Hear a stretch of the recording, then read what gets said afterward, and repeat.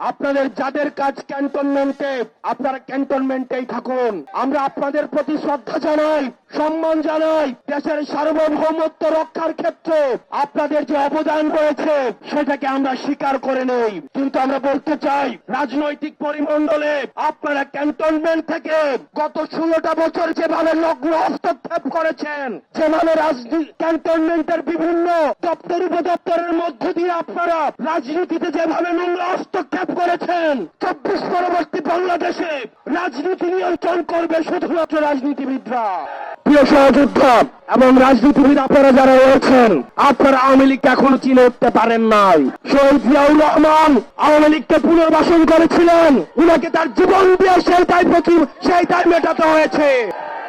জামাতে ইসলামী আওয়ামী লীগকে পুনর্বাসন করেছিলেন, তাদের নেতা কর্মীদের হত্যার মধ্য দিয়ে সেই দায় মেটাতে হয়েছে। বিভিন্ন ষড়যন্ত্রের মাধ্যমে 2009 সালে আওয়ামী লীগ আবার পুনর্বাসিত হয়েছে। পিলখানা হত্যাকাণ্ডের মধ্য দিয়ে, রাষ্ট্রের প্রতিষ্ঠানগুলো ধ্বংসের মধ্য দিয়ে আগামী 100 বছর ধরে সেই দায় আবার আমাদেরকে দিতে হবে। আবার যদি কেউ আওয়ামী লীগকে আবার পুনর্বাসিত করতে চায়, তাহলে তার জীবন দিয়ে সেই দায় আবার পুনর্বাসিত করতে হবে।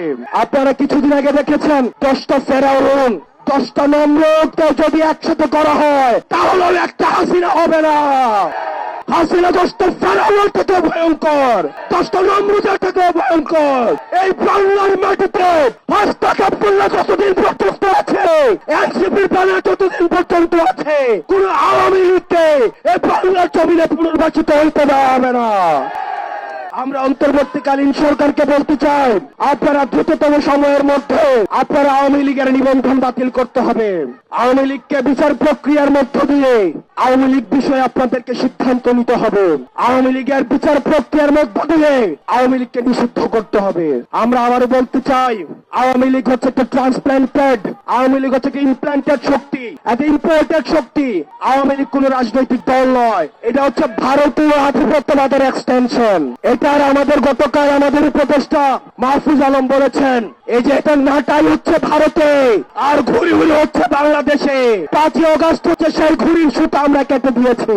আমরা বলতে চাই, এই ভারতীয় আধিপত্যবাদ এই বাংলাদেশে আর কখনো ফিরতে দেওয়া হবে না।